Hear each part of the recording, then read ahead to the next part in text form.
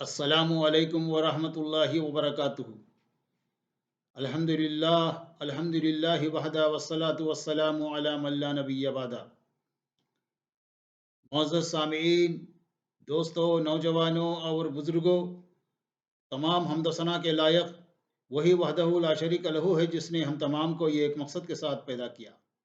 معزز سامعین، نکاح کے مسائل کی سیریز میں چوتھا دور یعنی اسلامی نظام تربیت میں چوتھا دور، نکاح کے بعد تا دم آخر۔ معزز سامعین، نکاح کے بعد صنفی اعتبار سے انسان کے اندر سکون، قرار اور آسودگی کی کیفیت پیدا ہو جانی چاہیے، تاہم اس کا انحصار بھی میاں بیوی کے باہمی رویوں پر ہے۔ اس لیے اس مرحلے پر بھی اسلام فریقین کے جنسی جذبات کو بے راہ رو ہونے سے بچانے کے لیے پوری رہنمائی کرتا ہے۔ نکاح کے بعد میاں بیوی کے لیے اسلامی تعلیمات یہ ہیں۔ سب سے پہلے، شوہر کے جنسی جذبات کا احترام۔ عورت کو یہ حکم دیا گیا ہے کہ وہ اپنے شوہر کے جنسی جذبات کا امکانی حد تک احترام کرے اور اس کی خواہش نفس پوری کرے۔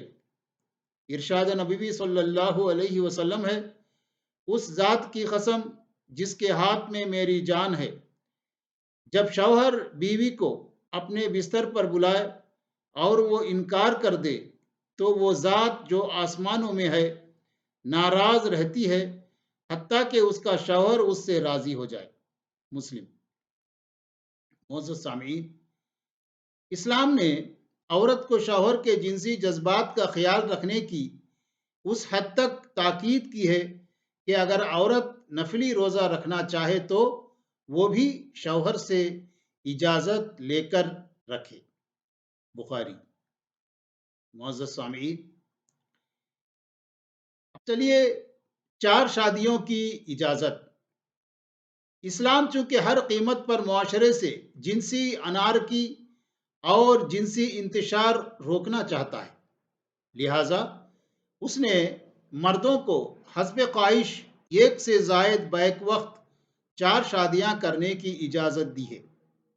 ارشاد باری تعالیٰ ہے، اگر تم کو اندیشہ ہو کہ یتیموں کے ساتھ انصاف نہ کر سکو گے تو جو عورتیں تم کو پسند آئیں ان میں سے 2 3 یا 4 سے نکاح کر لو۔ لیکن اگر تمہیں اندیشہ ہو کہ ان بیویوں کے درمیان عدل نہ کر سکو گے تو پھر ایک ہی کرو۔ سورہ نساء۔ گویا اسلام کو یہ تو گوارا ہے کہ عدل و انصاف رکھتے ہوئے کوئی شخص 2 یا 3 حتیٰ کہ 4 عورتوں سے نکاح کر کے لطف اندوز ہو لے، لیکن یہ قطعاً گوارا نہیں کیا کہ مرد حضرات غیر محرم عورتوں سے چوری چھپے آشنائیاں کرتے پھریں، غیر محرم عورتوں سے دل بہلائیں یا ان سے آنکھیں لڑائیں۔ نہ ہی یہ گوارا ہے کہ مرد خواتین بیوٹی پارلروں، سلم سینٹروں، مینا بازاروں اور ناچ گھروں کے رونقیں بڑھائیں۔ نہ ہی یہ گوارا ہے کہ مرد حضرات نائٹ کلبوں، قہوہ خانوں اور طوائفوں کے ڈیروں کو آباد کریں۔ نہ ہی یہ گوارا ہے کہ معاشرے میں نابالغ بچیاں جنسی تشدد کا شکار ہوں، زنا کی کثرت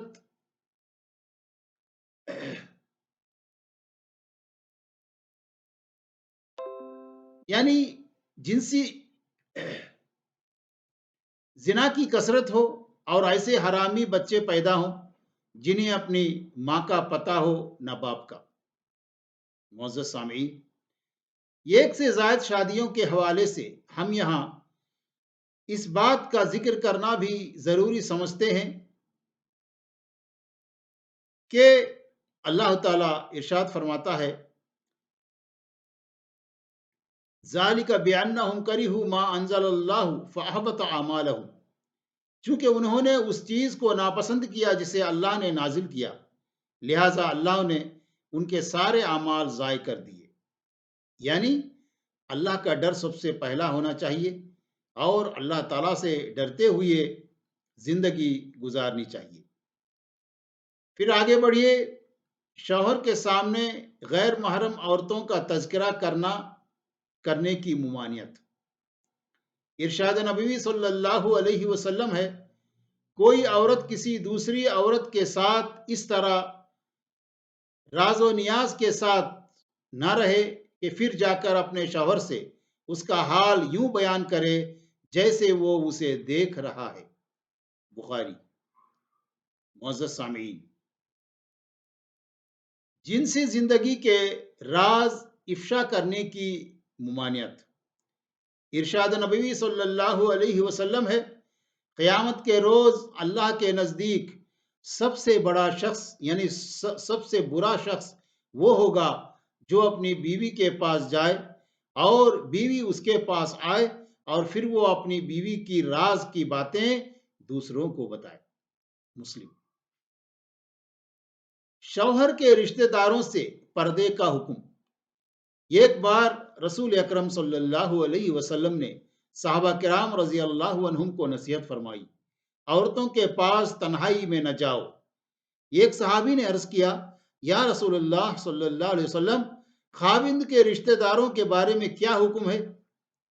تو آپ صلی اللہ علیہ وسلم نے ارشاد فرمایا، وہ تو موت ہے۔ ترمذی۔ یاد رہے کہ خاوند کے رشتہ داروں سے مراد اس کے حقیقی بھائیوں کے علاوہ قریبی اعزاء بھی ہیں، مثلا چچا زاد، پھوپھی زاد، خالہ زاد، ماموں زاد، بھائی وغیرہ۔ جو شخص نکاح ثانی کے باوجود زنا جیسے قبیح جرم کا ارتکاب کرے، اس کے لیے شریعت نے واقعتاً ایسی کڑی سزا رکھی ہے کہ وہ دوسروں کے لیے نشان عبرت بن جاتا ہے۔ دیکھنے والے زنا کے تصور سے ہی کانپنے لگتے ہیں۔ دراصل شریعت نے اتنی کڑی سزا سنگسار کرنا مقرر ہی اس لیے کی ہے کہ ایک آدھ مجرم کو سزا دے کر پورے معاشرے کو اس گندگی اور غلاظت سے مکمل طور پر پاک و صاف کر دیا جائے۔ معزز سامعین، معاشرتی زندگی کے بارے میں اسلام کے یہ ہیں وہ احکام جن پر عمل کر کے معاشرے کو نہ صرف جنسی ہیجان اور صنفی انتشار سے بچایا جا سکتا ہے، بلکہ عورت پر ہونے والے ظلم اور زیادتیوں کو ختم کر کے عزت اور عظمت کا مقام بھی دلایا جا سکتا ہے۔ جب تک ہم انفرادی اور اجتماعی سطح پر خلوص دل سے کتاب و سنت کے ان احکام پر عمل نہیں کرتے، ہمارا معاشرہ لاحقل مسائل کے آگ میں مسلسل جلتا رہے گا۔ اس آگ کو ٹھنڈا کرنے کا صرف ایک ہی راستہ ہے کہ پوری عاجزی اور نیاز مندی کے ساتھ اللہ اور اس کے رسول صلی اللہ علیہ وسلم کے آگے سر تسلیم خم کر دیا جائے۔ معزز سامعین،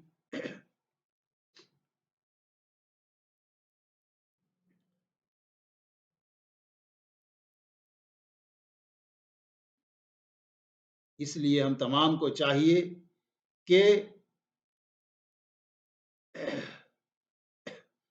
یہ تمام چیزیں ہم کو معلوم کرنا ہے، اس کے لیے قرآن اور سنت کی تعلیم ہمارے لیے کھانے پینے سے بھی زیادہ اہم ہے۔ اللہ تعالی ہم تمام کو کتاب و سنت کے مطابق زندگی گزارنے کی توفیق عطا فرمائے۔ اللہ تعالی ہم تمام کو اللہ سے ڈرتے ہوئے، اسلامی دائرے میں رہتے ہوئے، ایمان اور عمل کے ساتھ زندگی گزارنے کی توفیق عطا فرمائے۔ اس کے لیے ہم خود دینی تعلیم سیکھیں اور اپنی اولاد کو، اپنے گھر والوں کو، اپنے خاندان والوں کو دینی تعلیم کی تربیت دیں، ان تک پہنچائیں۔